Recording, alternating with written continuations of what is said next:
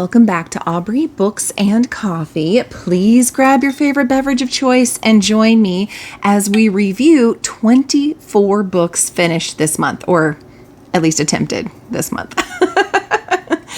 So if you're new here, I read about 20 plus books a month, or try to anyway, and whatever ones I don't finish that are on my TBR game, by the end of December, they forever go off my list. So it's important that I finish as many as possible each month. And of course, I want to make sure my reading overall rating is up high, because then that means I enjoyed my reads. So with that in mind, let's get going on some stats. Like I said, 24 books, which averaged to 7,576 pages for the month. My ratings gave me 1 2-star. Had to read it for a vlogger. I would have DNF'd, to be honest. 10 3-stars, 4 4-stars, and 4 5-stars, which mathematically means I had 5 DNFs. I know, I'm sorry. If it doesn't feel like at least a 3.5 to 4-star for me, I'm starting to DNF them. I really want good reads. I want to enjoy them. And because of this, I had an overall rating of 3.8, which is really, really good. I'm happy with that. For my genres, of course, fantasy was still the highest, but I had, of course, some romanticies, and I had even a couple of nonfiction, so I'm kind of proud of that. My format was, of course, mostly audiobook. That's how I do. I did actually read a couple physical books and ebooks, though, so be proud of me.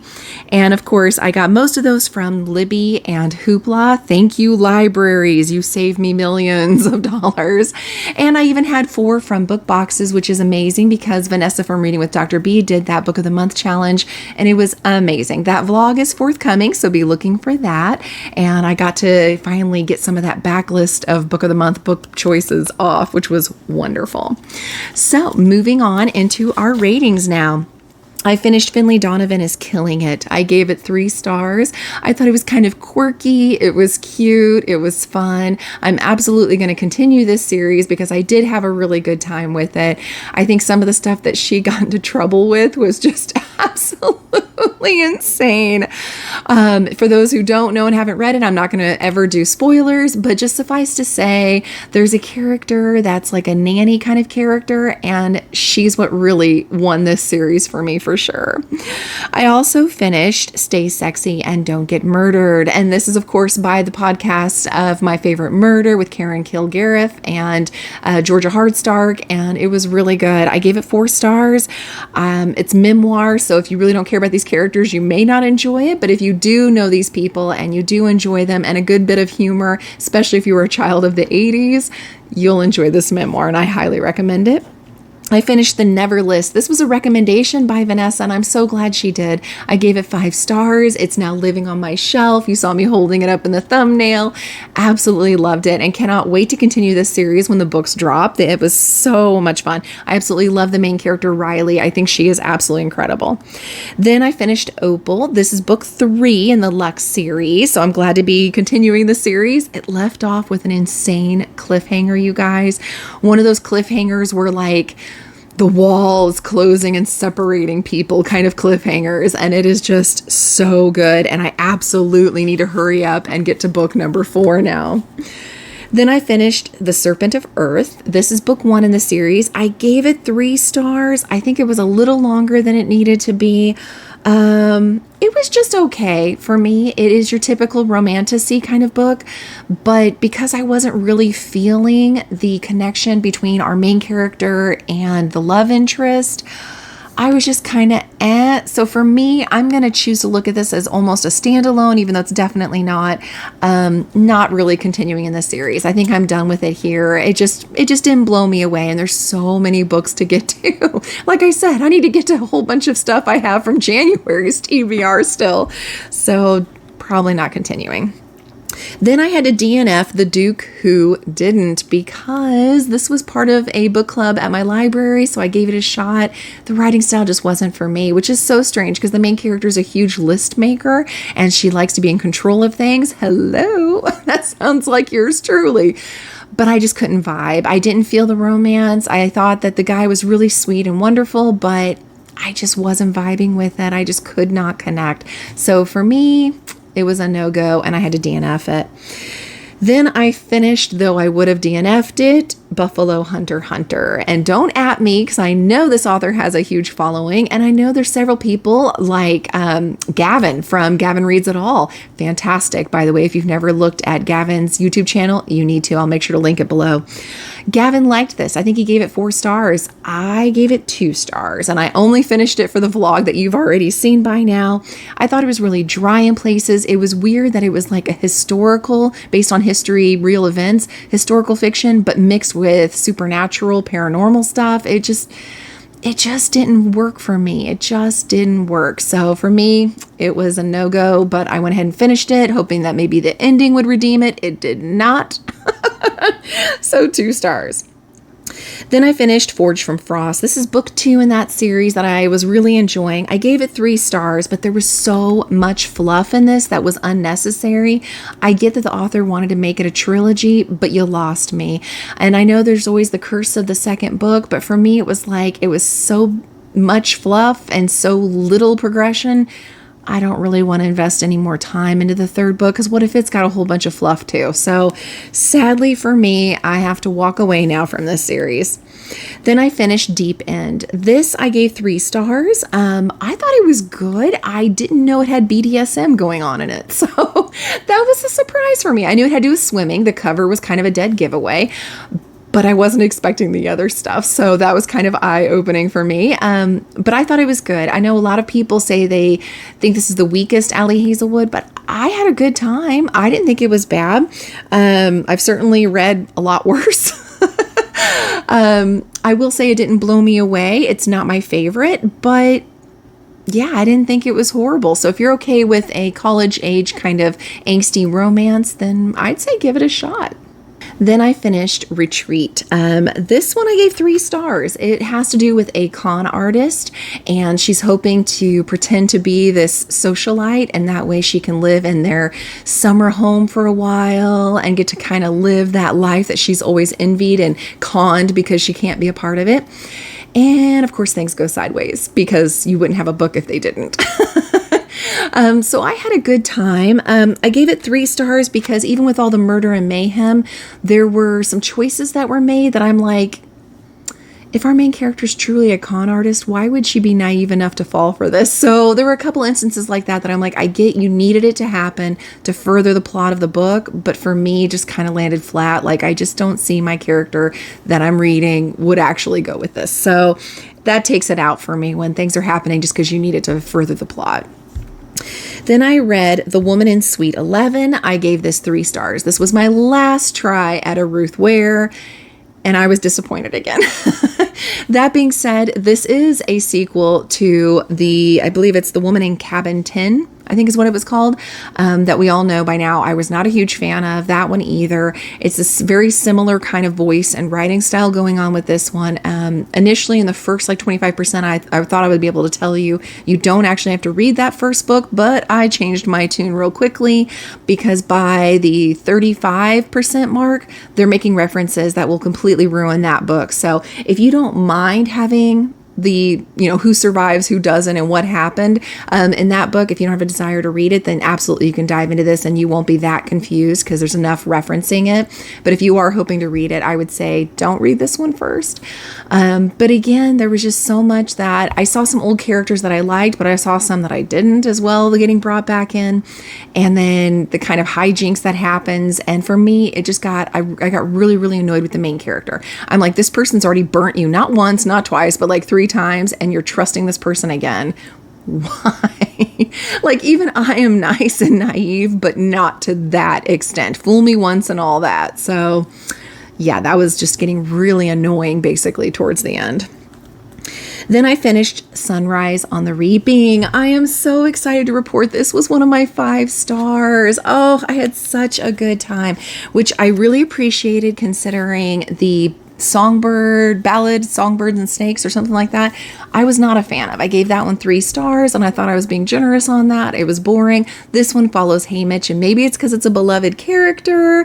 Maybe it's because Mrs. Collins decided to write in a style that was more geared towards fans of this series. I don't know what it was, but something felt like it just clicked perfectly. I cried really hard. There was magic in those pages. I had such a good time.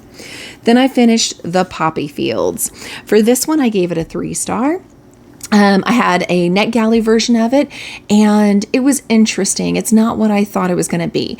Based on it being called The Poppy Fields and some of the hidden references that were being made, it sounded like it was going to be like a memory ward, or not memory, excuse me, a sleeping ward that you go to so you can kind of sleep through your pain. And it almost gave little hints of Wizard of Oz vibes to it. None of that is in there. None of the Wizard of Oz stuff is in there.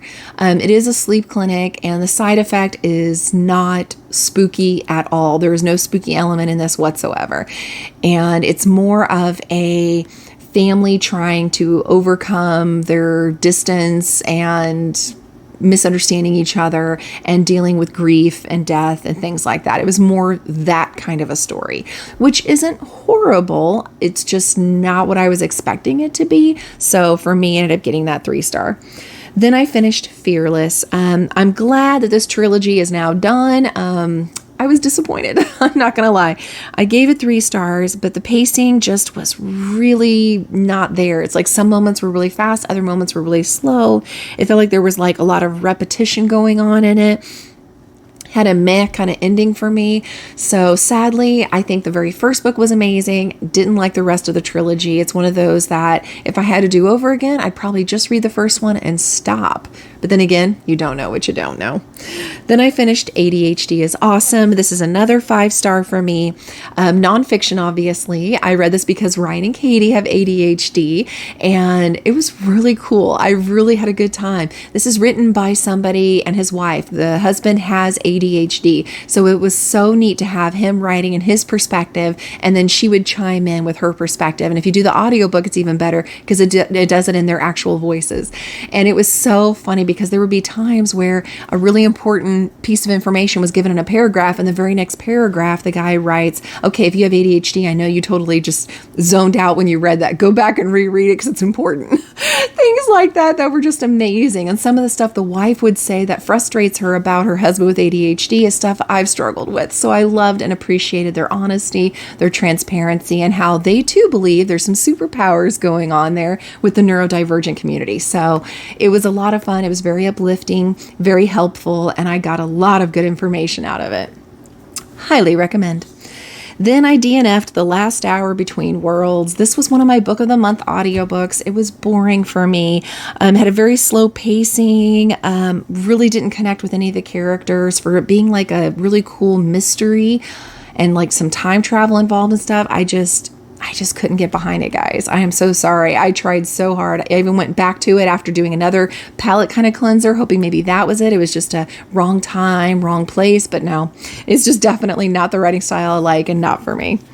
Then I finished A Master of Jen. This was our book club pick. I gave it 3 stars. I truly feel, I'm going to say the name wrong, I'm so sorry, P. Deli Clark is just not for me because the Dead Cattail Assassins I was kind of bored in. Starting off with a bang, and then I get really bored, and the ending doesn't do enough to make it up for me. This was the same way. Starts off with a bang.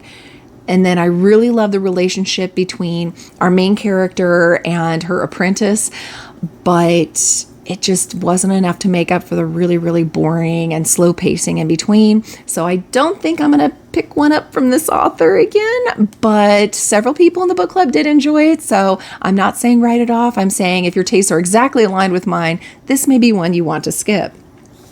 Then I finished This Vicious Dream. This is, of course, by Stasia Stark, and I am on her street team, so I'm, of course, going to just sing the praises, and you'll see it on Instagram.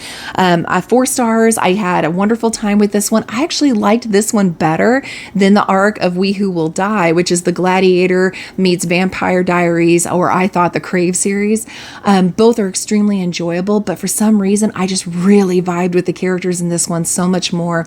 We have a girl who is trying to hide a grimoire from a guy who is several people actually trying to get their hands on it, but the guy who she's traveling with that wants it, we'll just say he's got his own reasons for it, and their kind of sparring and relationship it makes the book for me in so many ways. This is going to be a series. I can't wait to pick up the next one when it comes out because I just had such a good time. I was rooting for them, and then the ending did not see that coming. It makes me even more excited to pick up the next one, so I highly recommend this. Then I finished The Liar's Knot. This is book 2 in the Rook and Rose series, which started with The Mask of Mirrors. I had a great time, 5 stars. Again, absolutely loved it. A vlog will be coming out because these are the editions I have from Broken Binding. So I will have a vlog that goes in detail as I go and read it. But suffice to say, it continues the story beautifully. There is no curse of the second book here. There is no extra fluff that's unneeded. We actually deep dive into the curse. We deep dive into several things, including finding out identities and things like that. And the romance really starts romancing. And I just really had such a good time. Highly recommend this series if you like high fantasy at all. That feels kind of like Six of Crows, because that's what it gives me the vibes of. Then I finished The Last Vampire. This was another NetGalley arc. I give it 3 stars. It's very YA. It feels very young and angsty, kind of Scooby-Doo-esque is kind of what it feels like for me. At times, the progress was extremely slow. I wasn't really feeling the romance as much. I was kind of disappointed by it. I'm not mad I read it, but I think if I had been about 10 years younger, I might have enjoyed this actually a little bit more. So I'm not saying I'm not recommending it. I'm saying expect it to read very young when you go into it. Then I attempted to read Blue Anomaly. This was a GoodReads win for me, and I was hoping to be able to give it a nice review. Instead, I had a DNF. It was very slow. It was extremely scientific. There was a whole lot of telling versus showing, and for me, I just got really, really bored really quickly. If you're really into the science of things, this might be more up your alley. Highly recommend you pick it up if that's the case. Then I read So Thirsty. I gave this 4 stars. I really enjoy Rachel Harrison. I really enjoy her writing style. I had a great time. So many people say they don't like this Rachel Harrison, but I really did. But you have to go into it kind of expecting a friendship, and that's what the whole book's going to be about, is a friendship that feels very Thelma and Louise, only with vampires. And so I had a good time. I didn't care as much for the romance that was in it. I could have done without that part. I thought it was unnecessary, but the friendship itself was just everything. And then the struggles they have, and then the honesty they have to get through things.